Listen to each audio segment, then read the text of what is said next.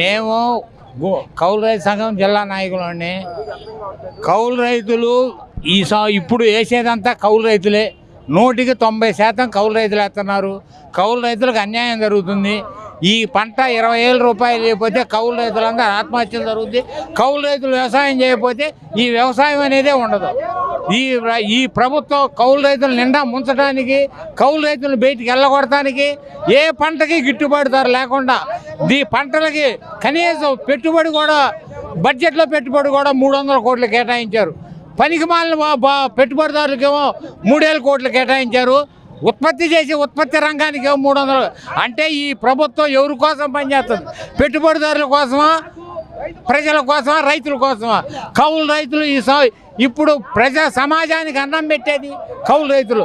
ఈ కౌలు రైతులను ఆదుకోకపోతే ఈ ప్రభుత్వానికి పుట్టగతులు ఉండవని మేము కౌలు రైతు సంఘం జరుపుతున్నాం.